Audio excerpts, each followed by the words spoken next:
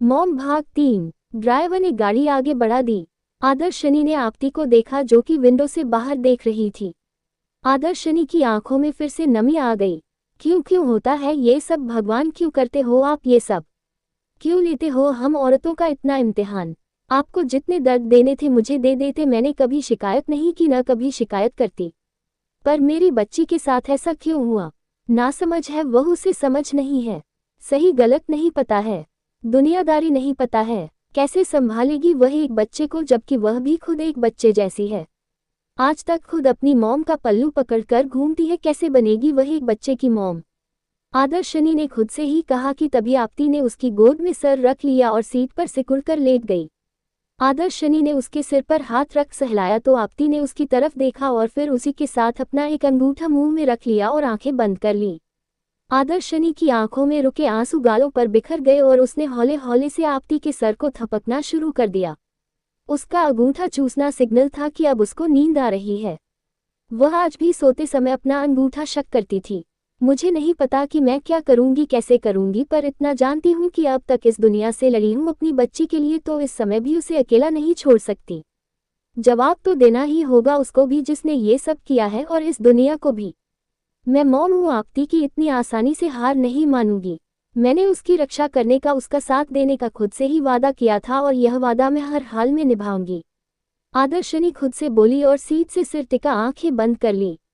दिमाग पूरी तरीके से उलझा हुआ था और दिल में दर्द का तूफान उठा हुआ था। उधर आदर्शनी के निकलते ही अपूर्वा ने फोन उठाया और कुछ सोचते हुए एक नंबर डायल कर दिया। एक शानदार लॉ कैबिन के अंदर एक 30-32 साल का युवक आर्मचेयर पर बैठा आंखें बंद किए किसी सोच में डूबा था। उंगलियों के बीच फंसी सिगरेट धीमे धीमे सुलग रही थी और पूरे कमरे में धुएं के छल्ले बन रहे थे। उसका फोन बजा तो उसने आंखें खोली। बड़ी बड़ी आंखें सुर्ख लाल थी। फोन की स्क्रीन पर नजर डाली और फिर चेहरे पर फीकी मुस्कान आई। अपूर्वा मासी, वो बोला और कॉल पिक किया। हेलो, उसकी भारी आवाज गूंजी। हेलो अभिराम जी। मासी माँ, कैसे हो? बस बढ़िया, आप बताइए। अभिराम बोला। फ्री हूँ, क्या मिलने आ सकते हो? अपूर्वा ने कहा। आप बोले और मैं ना आऊँ, ऐसा हो सकता है क्या मासी माँ?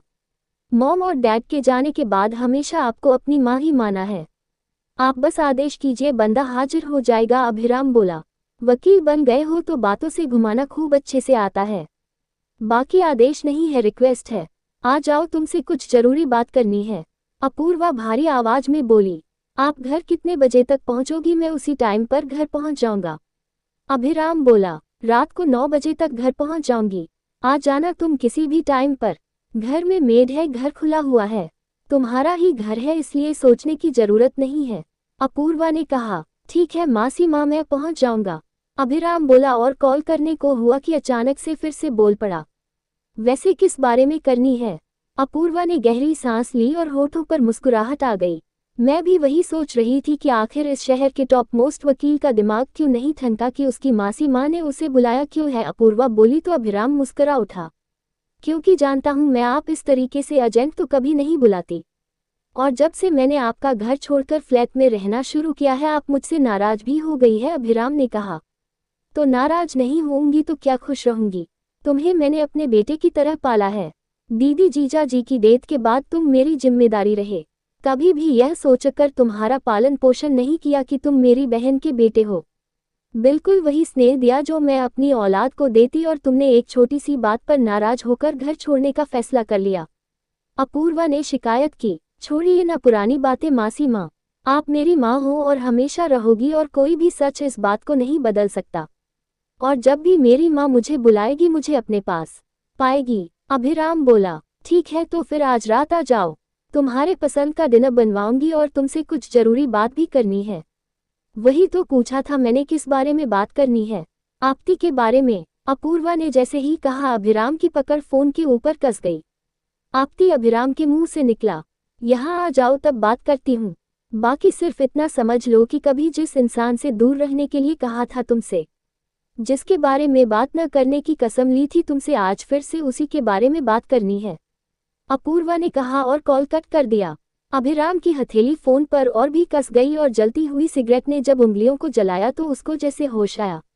सिगरेट को एस्ट्रे में डालकर मसल दिया और अपना फोन खोल आपती का फोटो देखा। जितना भी चाहता हूँ छोड़ना पुरानी बातों को, न जाने किस्मत क्यों बार बार वहीं पर लाकर खड़ा कर देती है। सब कुछ छोड़कर आगे बढ़ गया था, हर रिश्ता तोड़कर आगे बढ़ गया था, पर न जाने क्यों किस्मत बार बार उन्हीं रिश्तों को सामने लाकर खड़ा कर देती है। भूल जाना चाहता हूँ जिन चेहरों को, तकदीर उन्हीं चेहरों को सामने लाकर खड़ा कर देती हूँ।